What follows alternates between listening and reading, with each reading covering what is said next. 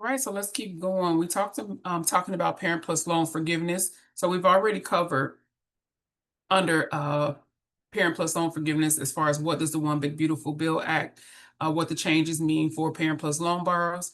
Now let's get into the programs. The first program we're going to talk about is Public Service Loan Forgiveness.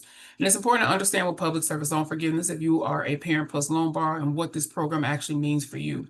Because what that allows you to do as a parent and you've taken out student loans to pay for your child's education is that if you are employed by a nonprofit or government type of employer, it allows you to get your federal student loans, your Parent Plus loans discharged after making 10 years of payment under a qualifying repayment plan, and also while you're working for that qualifying employer.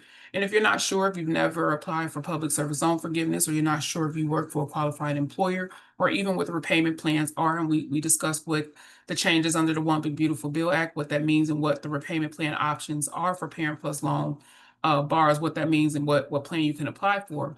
But you just go to the student aid website, and let's go there really quick so we can take a look at what that means for Parent Plus loans, what programs, what the PSLF program is about, and how you can get more information about it. So by going to the student aid website, you go to studentaid.gov, you can click on loan forgiveness and just click on public service loan forgiveness. It'll get you to the help tool.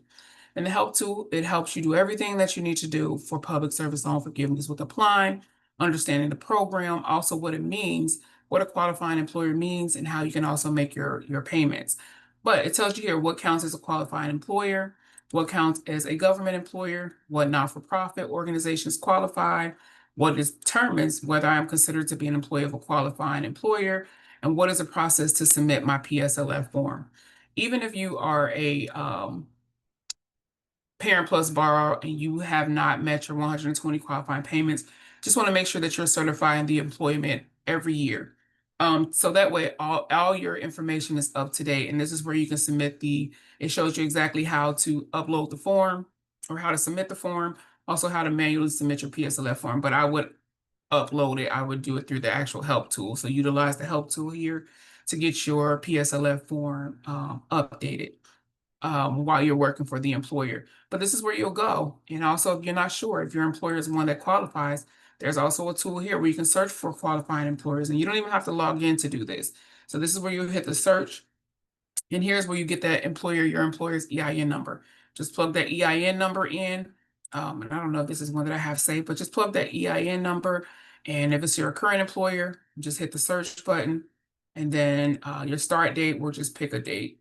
And mind you, you can certify employment all the way back from October 31st, if I'm not mistaken, to maybe October 1st or 31st of 2007. So you want to go through and put the EIN number for all your old employers if you work for them, so that way you can make sure that you're getting all of your credits, okay? Then you just hit search, and this is where it'll show you the employers, okay? And it'll show you if they're eligible, even if you see something where it says that it's undetermined or not eligible. The Department of Education actually tells you here, the search results usually only include an organization's official name, its official address. For more details, it tells you where to click. But also, if your employer is listed as ineligible, undetermined, or not listed, remember that their database may be incomplete and your employer may still qualify. So even if you see something like that, ineligible or undetermined or not listed, still go ahead and certify the employment and let the Department of Education let you know truly if it's an employer that is not one that participates in the PSLF program. Also, when you're submitting the form, so that way you can get the information back, make sure that you get the email address for the person that can certify the employment. That way you can submit everything, certify everything directly through this portal without any type of complications or anything like that. Okay. But payments made under a income driven repayment plan is required. So you'll see that under the PSLF help tool. And also, like I said, with the One Big Beautiful Bill, how that changes for what the qualifying repayment plan for Parent Plus loans borrowers is going to look like. And then also you can make payments under the 10-year standard plan, but you have to be sure under the standard plan, usually what that means is that a borrower is going to you're going to end up paying it off. So under the 10-year standard repayment plan, and this is another thing, you can go to the student aid website again and look under the repayment plans. And this is where you'll see where it tells you about the eligible loans and also what the amount under a 10-year standard repayment. And that's under $7,500. And most borrowers will pay that off. So, there has to be something to be forgiven at the end of your PSLF journey, to qualify for the discharge. Okay. But also there are some proposed changes for the PSLF program. What the current administration is trying to change what a qualifying employer is. Another thing you can look at, and you can look at this by going to ed.gov. Let me show you what that looks like. Okay.